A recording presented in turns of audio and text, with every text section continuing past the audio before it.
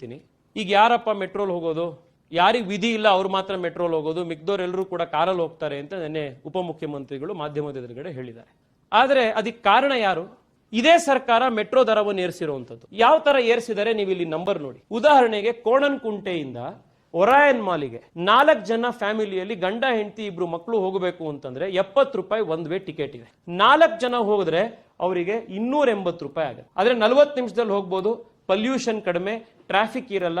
ಆದ್ರೆ ನೀವು 80 ರೂಪಾಯಿ 280 ರೂಪಾಯಿ ಚಾರ್ಜ್ ಮಾಡ್ತಾ ಇದ್ದೀರಾ. ಅದೇ ನೀವು ಕ್ಯಾಬಲ್ಲಿ ಹೋಗ್ತೀರಾ ಅಂತಂದ್ರೆ, ಅಥವಾ ನಿಮ್ ಕಾರಲ್ಲಿ ಸ್ವಂತ ಕಾರಲ್ಲಿ ಹೋಗ್ತೀರಾ ಅಂತಾರೆ, ನಿಮ್ ಸ್ವಂತ ಕಾರಲ್ಲಿ ಇತ್ತು ನೀವು ಕಾರಲ್ಲಿ ಹೋಗ್ತೀರಾ ಅಂದ್ರೆ 160 ರೂಪಾಯಲ್ಲಿ ಹೋಗ್ಬೋದು. ಆದ್ರೆ 75 ನಿಮಿಷ ತಗೊಳುತ್ತೆ. ನೀವು ಸಾರ್ವಜನಿಕ ಸಾರಿಗೆಯನ್ನ ನೀವು ಪ್ರೋತ್ಸಾಹ ಮಾಡಬೇಕು ಅಥವಾ ಅದ್ರ ಮೇಲೆ ಹೋಗುವಂತವ್ರ ಮೇಲೆ ಬರೆ ಹಾಕ್ಬೇಕು. ಅದೇ ಗಂಡ ಹೆಂಡತಿ ಇಬ್ರು ಹೋಗ್ತಾರೆ, ಲಾಲ್ಬಾಗ್ ಇಂದ ಒರಾಯನ್ ಮಾಲಿಗೆ ಹೋಗ್ತಾರೆ ಅಂದ್ರೆ 100 ರೂಪಾಯಿ ಆಗುತ್ತೆ, 25 ನಿಮಿಷದಲ್ಲಿ ಹೋಗ್ಬೋದು. ಬೈಕಲ್ಲಿ ಹೋದ್ರೆ 30 ರೂಪಾಯಲ್ಲಿ ಹೋಗ್ತಾರೆ. ಮೆಟ್ರೋ ದರನ ನಾವು ಯಾವ ರೇಟಿಗೆ ಇಡಬೇಕು? ಜಾಸ್ತಿ ಜನ ಅಲ್ಲಿಗೆ ಹೋಗೋ ತರದ್ರಲ್ಲಿ ಮೆಟ್ರೋಗೆ ರೇಟ್ ಇಡಬೇಕು, ಅಥವಾ ನೀವು ಪ್ರೈವೇಟ್ ವೆಹಿಕಲ್ ಅಲ್ಲಿ ಹೋದ್ರೆ ನೆನ್ನೆ ಕಡಿಮೆ ಆಗುವಂತ ಗಗನಚುಂಬಿ ದರವನ್ನ ಮೆಟ್ರೋಗೆ ಇಡಬೇಕು? ನಾವು ನಿನ್ನೆ ಅವರಿಗೆ ಹೇಳಿರುವಂತದ್ದು, ದಯವಿಟ್ಟು ಮೆಟ್ರೋ ದರವನ್ನ ಆದಷ್ಟು ಬೇಗ ಇಮ್ಮಿಡಿಯೇಟ್ ಆಗಿ ಇಳಿಸಿ.